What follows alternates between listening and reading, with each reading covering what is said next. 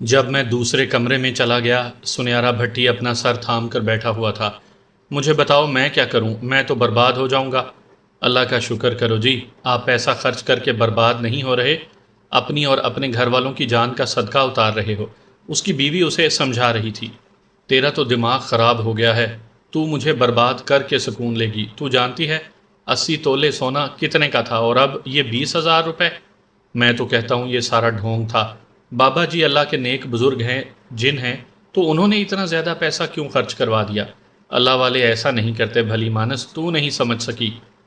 توبہ توبہ کریں جی، لگتا ہے آپ پر ابھی تک ان چڑیلوں کا نشہ طاری ہے۔ ایسی گمراہوں جیسی باتیں کر رہے ہیں، توبہ کریں، بابا جی کی شان میں گستاخی نہ کریں۔ انہوں نے جو کیا حق سچ کے ساتھ کیا۔ انہوں نے سونا چاندی لے کر کیا کرنا تھا؟ میں کب کہتا ہوں انہوں نے لیا ہوگا سونا؟ مجھے یقین ہے یہ سارا سونا اور رقم ریاض شاہ۔ سنیارے بھٹی کے منہ پر دل کی بات آنے لگی تو اس کی بیوی نے جلدی سے اس کا منہ بند کر دیا۔ خدا کے لیے ایسی باتیں نہ کریں، شاہ صاحب نے سنا تو ناراض ہوں گے۔ آپ کو یاد ہے بابا جی سرکار نے کہا تھا کہ ہمارے اور تمہارے درمیان رابطہ ریاض شاہ کی وجہ سے ہے۔ وہ اسے اپنا بیٹا کہتے ہیں۔ تم نے دیکھا نہیں رات بھر کتنی خوفناک چڑیلیں اور جنات ہمارے سامنے آتے جاتے رہے؟ اگر شاہ صاحب ناراض ہو گئے تو یہ ساری چیزیں واپس آ جائیں گی، اور پھر اللہ نہ کرے بس آپ جلدی سے بندوبست کر دیں۔ سنیارا بھٹی زچ ہو گیا تھا۔ مجھے دیکھا تو خاموش ہو گیا۔ میں نے اسے تجویز دی، بھٹی صاحب، سونے چاندی کا تعویذ تو آپ خود بنا سکتے ہیں، باقی جتنی رقم ہے وہ ریاض شاہ کو دے دیں، وہ خود بندوبست کر لیں گے۔ اس نے مجھے تو کچھ نہ کہا۔ دوپہر تک اس نے سونے چاندی کا تعویذ بنا دیا تھا، اور باقی رقم جو تقریباً 10,000 بنتی تھی اس نے مجھے دینے کی کوشش کی اور کہا یہ شاہ صاحب کو دے دینا۔ میں نے ہاتھ پیچھے کر لیا، آپ خود انہیں دیں، میں ایسے پیسوں کو ہاتھ نہیں لگا سکتا۔ آپ ان کے ساتھی نہیں ہیں؟ میں بابا جی کا مرید ہوں، میں نے مختصر جواب دیا۔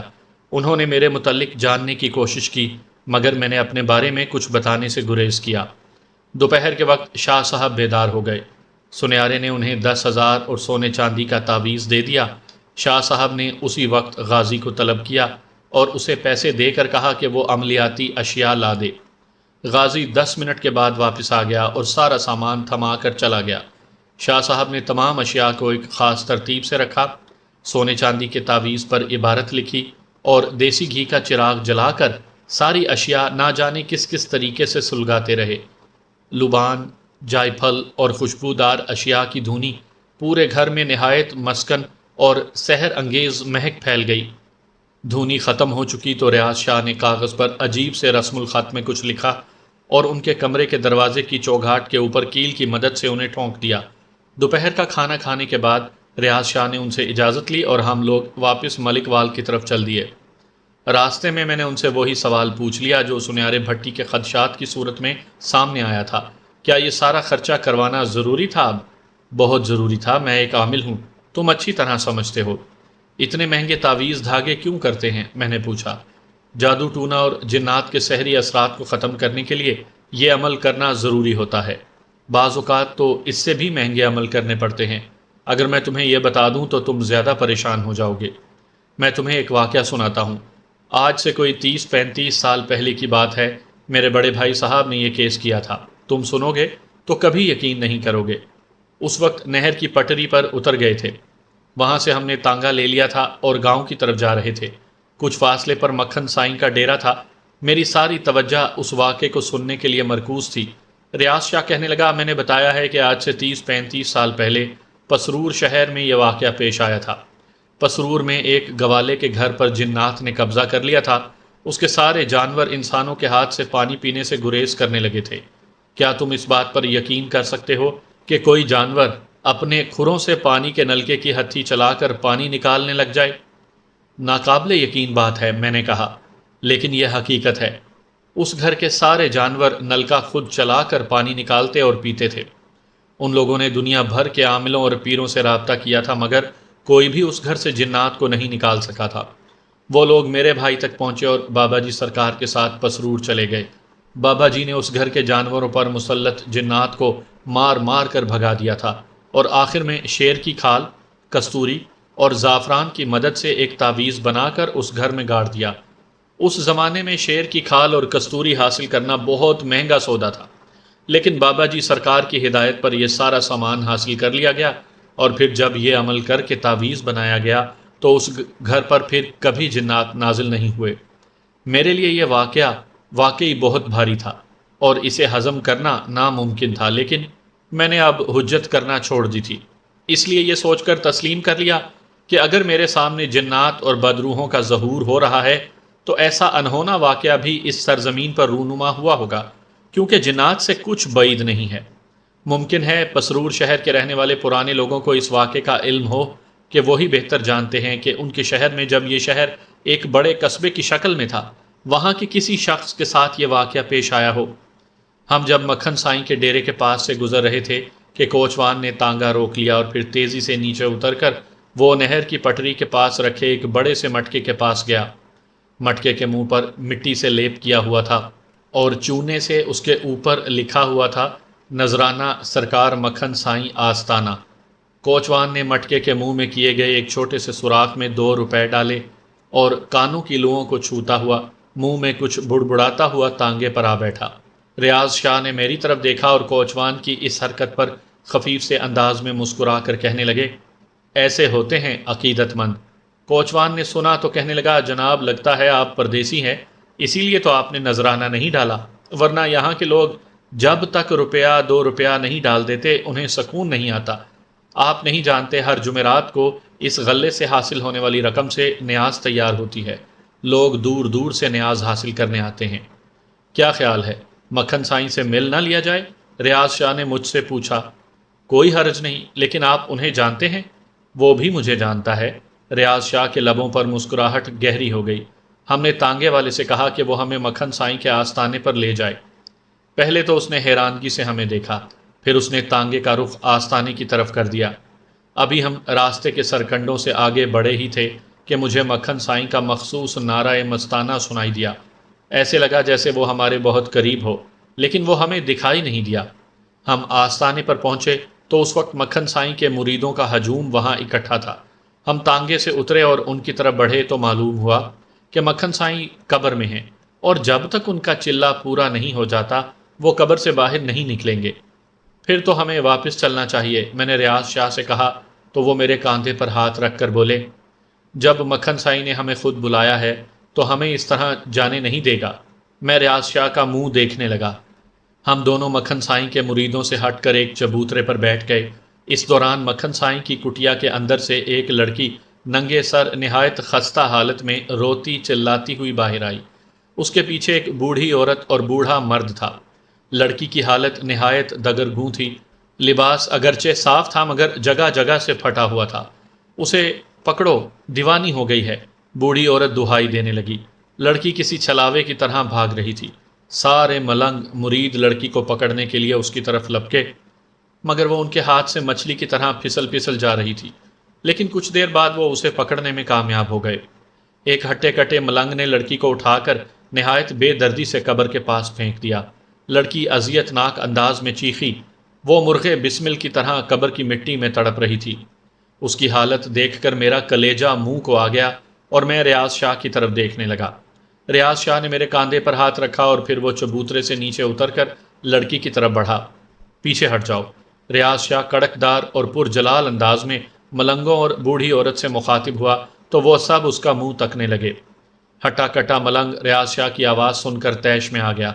6 فٹ قامت، کثرتی بدن، چوڑی چھاتی، نیم اریاں سیاہ بالوں سے ڈھکی ہوئی تھی، نتنے اور دہانہ چوڑا، پیشانی ابھری ہوئی، بال لمبے اور تیل میں چپڑے ہوئے تھے۔ وہ ملنگ نہیں کوئی چھٹا ہوا بدماش لگتا تھا۔ ریاض شاہ اس کی طرف بڑھا تو وہ آستین چڑھاتا ہوا آگے بڑھایا۔ اس کی موٹی موٹی کلائیوں پر کوہنیوں تک کانسی اور پتھر کے کڑے تھے، ہاتھوں کی انگلیاں بھی جواہرات کی بھاری انگوٹھیوں سے بری ہوئی تھیں۔ اس کی آنکھوں میں عجیب سا نشہ تھا اور ان میں سرخ ڈورے صاف نظر آ رہے تھے۔ ایسا غضبناک اور جلالی صورت ملنگ ایک تصوراتی انسان ہی ہو سکتا تھا۔ آنکھوں میں کھینچ کر سرما ڈالا ہوا تھا۔ وضع قطع سے لگتا تھا کہ وہ اپنے روپ بہروپ کو سنوارنے کے لیے خاصا وقت صرف کرتا ہوگا۔ کون ہو تم؟ وہ جلالی لہجے میں ریاض شاہ سے مخاطب ہوا۔ ہمارے آستانے پر ہمیں آنکھیں دکھاتے ہو، تمہیں جرت کیسے ہوئی؟ ریاض شاہ چہرے مہرے سے ایک عام سا شخص ہی لگتا تھا، اس وقت اس نے یمنی امامہ سے سر ڈھانپ رکھا تھا، جس سے ظاہر ہوتا تھا کہ یہ شخص مذہبی اور متقی ہو سکتا ہے، لیکن ملنگ پر اس کی شخصیت کا کوئی اثر نہ ہوا۔ اس کے تیور بتاتے تھے کہ وہ ریاض شاہ کے ساتھ مار کٹائی سے گریز نہیں کرے گا۔ ادھر لڑکی ملنگ کی آواز سن کر ایسی دہشت زدہ ہوئی کہ خود اپنے آپ سے لپٹ گئی، اس پر سکتہ طاری ہو گیا۔ ریاض شاہ کے چہرے پر کسی قسم کا خوف نہیں تھا۔ وہ ملنگ کی آنکھوں میں آنکھیں ڈال کر تیکھے انداز میں بولا، اوئے، شرم نہیں آتی؟ ایک معصوم سی لڑکی کو مارتے ہو، انسان ہو یا درندے؟ ریاض شاہ کی بات سن کر خود مجھے ایک لمحے کے لیے حیرت ہوئی۔ ایک مظلوم لڑکی کی خاطر وہ لڑائی کرنے پر اتر آیا تھا؟ میری نظر میں تو وہ بھی درندہ تھا، نہ جانے اس نے کتنی لڑکیوں کو درندگی کا نشانہ بنایا تھا۔ آج اس کی زبانی ایسے الفاظ سن کر مجھے حیرت ہوئی، لیکن حیرت سے زیادہ اب خوشی ہو رہی تھی کہ بہرحال وہ جیسا بھی تھا، بہرحال ایک لڑکی کی عزت و ناموس کی خاطر ان ملنگوں سے لڑنے پر آمادہ تھا۔ ملنگ ریاض شاہ کی بات سن کر تپ گیا۔ اس نے منہ کے بجائے ہاتھوں سے بات شروع کر دی اور اپنا بھاری بھرکم ہاتھ ریاض شاہ کے گریبان پر جما دیا تو اس کی کوہنیوں تک کڑے کھنکھنانے لگے۔ ایک عجیب سا جل ترنگ پیدا ہوا تھا۔ تجھے بتاتا ہوں میں انسان ہوں یا درندہ؟ بڑا آیا شرم دلانے والا۔ تیری ماسی کی دھی لگتی ہے، ماما لگتا ہے تو اس کا؟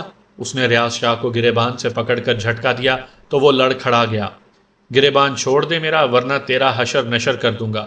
ریاض شاہ نے اس کی آنکھوں میں دیکھتے ہوئے اپنے ہاتھ سے گریبان چھڑانے کی بے سود کوشش کی۔ بات تو ایسے کر رہا تھا جیسے کچا کھا جائے گا۔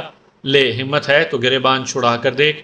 یہ کہہ کر ملنگ نے استہزائیہ انداز میں اپنے ملنگ ساتھیوں کی طرف دیکھا۔ اوئے، کوئی مائی کا لال ہے جو اچھو خواہ ملنگ کی پکڑ توڑ سکے؟ اچھو خواہ ملنگ نام سنتے ہی میرے ذہن میں جھماکا سا ہوا۔ اگر وہ واقعی اچھو خواہ ہی تھا تو اس کا ڈیل ڈول اسی پر جچتا تھا۔ برسوں پہلے اس نام کا ایک ڈکیت ہوا کرتا تھا، انتہائی سفاک اور طاقتور۔ سنا تھا کہ وہ کسی پولیس مقابلے میں مارا گیا تھا۔ کوئی کہتا تھا کہ وہ علاقہ بدر ہو گیا تھا، لیکن آج برسوں بعد وہ مکھن سائیں کے ڈیرے پر نظر آ رہا تھا، اور ایک ملنگ کے روپ میں۔ اس کے چہرے کی صفاکی اور درندگی اس بات کی غماز تھی کہ وہ اچھو ڈکیت ہی ہو سکتا ہے۔ میرا خیال تھا کہ ریاض شاہ اس کی اصلیت سے آگاہ نہیں ہوگا۔ اگر تو اچھو خان ڈکیت ہے تو یہ جان لے کہ اب تیری موت آنے والی ہے۔ میرا گریبان پکڑ کر تو نے بہت بڑی غلطی کی ہے۔ ریاض شاہ میری توقع کے برعکس اسے جانتا تھا، اور میرے لیے حیرت کی دوسری بات تھی۔ ہاں، میں اچھو خواہ ڈکیت ہی تھا، لیکن اب مکھن سرکار کا ملنگ ہوں۔ اس نے کہا، ایک ملنگ اور ڈکیت میں فرق دیکھ لیا تو نے؟ اگر تو نے اچھو خان ڈکیت کو للکارا ہوتا تو میری بندوق کی گولی تیری بات کا جواب دیتی، لیکن کیا کریں، اب اچھو خان ملنگ جو ہو چکا ہے، مجبوری نے روک رکھا ہے۔ تو ملنگ نہیں، اب بھی ڈکیت ہی لگتا ہے۔ ریاض شاہ نے کسی گھبراہٹ کے بغیر کہا، ملنگ ایسے ہوتے ہیں؟ تو سانڈ ہے، سانڈ، اب بھی لوگوں کو لوٹتا ہے، بے رحمی سے پیش آتا ہے۔ اس بیچاری نے تیرا کیا بگاڑا تھا جو اسے یوں اٹھا اٹھا کر نیچے مارا؟ تو وحشی تھا اچھو، اب بھی تو وحشی ہے۔ اوئے، زبان بند کر، رب سونے کی قسم تیری زبان کاٹ ڈالوں گا، اچھو خان دھاڑتے ہوئے بولا۔ اس دوران میں نے محسوس کیا کہ ریاض شاہ کے چہرے کا رنگ تبدیل ہو رہا تھا۔ اس کی پیشانی کی لکیریں تن گئیں اور نتنے پھولنے لگے۔ اس سے قبل کہ ملنگ کچھ اور کہتا، ریاض شاہ نے گریبان پر قابض ہاتھ پر ہاتھ رکھا اور دوسرے ہاتھ سے اس زور سے اس کے منہ پر تھپڑ مارا کہ وہ کسی زخمی بھینسے کی طرح ڈکراتا ہوا، کلا بازیاں کھاتا ہوا کئی فٹ دور جا گرا۔ اس لمحے برگد کے درخت پر جیسے طوفان آ گیا۔ شاخیں تیزی سے لہرانے لگیں، ایسے لگتا تھا جیسے کوئی بگولا برگد کے درخت میں گھس گیا ہے اور اسے جڑ سے اکھاڑ کر رکھ دے گا۔ آستانے کے ملنگ یہ منظر دیکھ کر تتر بتر ہو گئے اور برگد کے نیچے سے ہٹ کر دور کھڑے ہو گئے۔ ریاض شاہ اچھو خان ڈکیت کے پاس پہنچا۔ وہ الٹے منہ زمین سے چمٹ گیا تھا۔ اس نے جوتی کی نوک اس کی ٹھوڑی پر رکھ کر اسے سیدھا کیا۔ اٹھ، دکھا مجھے اپنی طاقت۔ ریاض شاہ کا لہجہ بھرا ہوا تھا، ایسے لگتا تھا جیسے وہ خود نہیں، کوئی اس کے اندر بول رہا ہے۔ ادھر برگد کے درخت پر جیسے قیامت مچی ہوئی تھی۔ اس کی شاخوں سے بہت سارے سانپ، تعویذ، ہڈیاں، رنگ برنگے کپڑے اور نہ جانے کیا کیا فضولیات نیچے گرنے لگ گئی تھیں۔ اچھو خان کی آنکھوں میں جوالا انگڑائیاں لینے لگا تھا۔ وہ جھٹ سے اٹھا اور سینہ ٹھونک کر ریاض شاہ کے سامنے کھڑا ہو گیا۔ وہ انتہائی سرعت کے ساتھ ریاض شاہ کو ٹکر مارنے کے لیے بڑھا۔ کسی بفرے ہوئے سانڈ کی ٹکر پہاڑ کو بھی ہلا کر رکھ دیتی ہے۔ مگر ریاض شاہ کے اندر چٹانوں سے زیادہ ثابت قدمی آ گئی تھی۔ اچھو خان کی ٹکر کھانے کے باوجود اس کے بدن کو ہلکا سا بھی جھٹکا نہیں لگا تھا، بلکہ اس ضرب شدید کے رد عمل میں اچھو خان پیچھے الٹ گیا۔ جب اٹھا تو اپنے سر کو دونوں ہاتھوں سے تھام رکھا تھا، ایسے لگتا تھا جیسے اس کے سر کے اندر کی دنیا میں زلزلہ آ گیا ہے۔ وہ سر کو بار بار جھٹک کر اپنے ہوش واپس لانے لگا۔ ریاض شاہ کے چہرے پر عجیب سی سرشاری اور طاغوتیت تھی۔ اچھو خان دوبارہ اپنے حواس میں آیا۔ ایک بار پھر وہ دھاڑتا ہوا ریاض شاہ کی طرف بڑھا اور اپنی پوری قوت صرف کر کے اس کے پیٹ میں ٹکر ماری، مگر اس بار بھی اس کے ساتھ وہی ہوا جو اس سے قبل ہوا تھا۔ لیکن اس کی جرت دیکھ کر میں اشکر اٹھا۔ وہ تیسری بار اٹھا اور ریاض شاہ کو ٹکر مارنے ہی لگا تھا کہ ایک زوردار آواز نے اس کے دوڑتے قدموں میں بھاری زنجیر ڈال دی اور وہ کسی بت کی طرح اپنے قدموں پر منجمد ہو گیا۔ رک جاؤ اچھو، مکھن سائیں قبر کا تختہ پیچھے دھکیل کر باہر آ گیا تھا۔ مر جائے گا تو اچھو، لیکن اس پہاڑ کا ایک پتھر بھی نہ توڑ پائے گا۔ مکھن سائیں کے چہرے پر مسکان تھی۔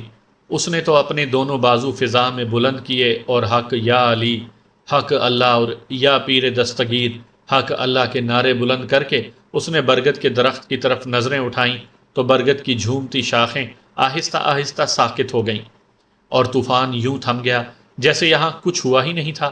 یہ مکھن سائیں کی کرامت تھی یا شوبدہ، یا پھر برگد پر طوفان برپا کرنے والوں سے کوئی تعلق کہ تلاتم یکدم کافور ہو گیا اور برگد کی شاخیں آہستہ آہستہ جھومنے لگیں اور ان سے ٹھنڈی ہوائیں آنے لگیں۔ مکھن سائیں نے لمبا سا کالے رنگ کا چولا پہنا ہوا تھا، ہاتھوں میں عقیق کے دانوں کی تسبیح تھی۔ ایک ایک دانہ نیچے گراتا ہوا وہ اچھو خان ملنگ کی طرف بڑھا اور اس کے کاندھے پر ہاتھ رکھ کر کہنے لگا، اوے اچھو، میں نے کتنی بار کہا ہے کہ اپنے اندر کے ڈاکو کو مار ڈال، ہر ایک کے ساتھ الجھا نہ کر۔ آج تو نے میرے مہمان کو اپنی بدماشی دکھانی شروع کر دی تھی۔ سرکار، اس نے زبان بند کر اچھو، میں سب سن رہا تھا۔ تو نے اس معصوم لڑکی کو مار کر ہمارے شاہ صاحب کو ناراض کر دیا تھا۔ مکھن سائیں اس کو سرزنش کرنے لگا تو نہ جانے مجھے کیوں لگا مکھن سائیں ڈرامہ کر رہا ہے۔ مکھن سائیں ریاض شاہ کی طرف بازو پھیلا کر بڑھا اور دونوں نے معانقہ کیا۔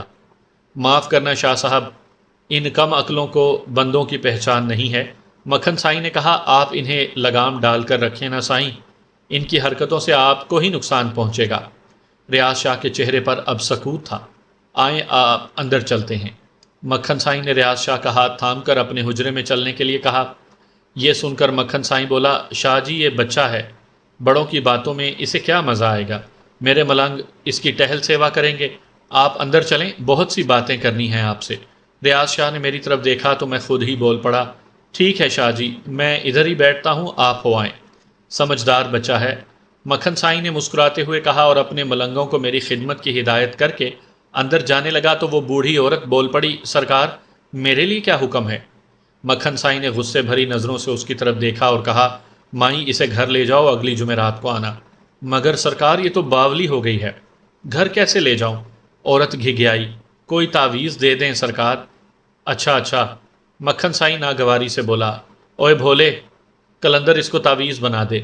یہ کہہ کر وہ اندر چلا گیا۔ بھولا کلندر ایک مجہول سا بوڑھا تھا۔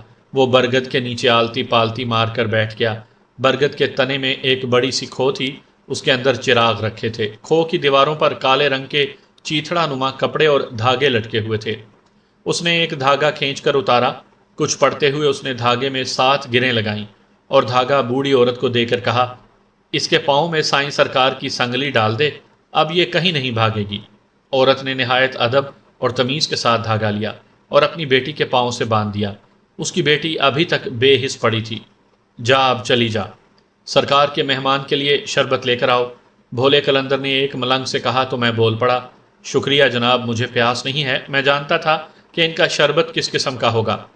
نا جی نا، یہ کیسے ہو سکتا ہے، سرکار ناراض ہوں گے جی، شربت تو آپ کو پینا ہی ہوگا۔ محترم میں روزے سے ہوں، میں نے نفلی روزہ رکھا ہوا ہے، لہٰذا میں یہ شربت پینے سے معذور ہوں۔ میں نے اس موقع پر جھوٹ بول کر اپنی جان چھڑانی چاہی، کیونکہ میں جانتا تھا کہ ان لوگوں کا مخصوص شربت بھنگ کے علاوہ دوسرا نہیں ہو سکتا۔ یہ کہہ کر میں جلدی سے عورت کی طرف بڑھا۔ وہ اپنی بچی کو ہوش میں لا رہی تھی۔ ماں جی، اس کے منہ پر پانی کے چھینٹے مارے، میں نے کہا تو اس کا شوہر پانی لے آیا۔ چھینٹے مارنے سے لڑکی کو ہوش آ گیا تو وہ خالی خالی نظروں سے ارد گرد دیکھنے لگی، پھر مجھ پر نظریں پڑ گئیں تو گھبرا گئی اور اپنی ماں کے ساتھ لپٹ گئی۔ ماں مجھے گھر لے چلو۔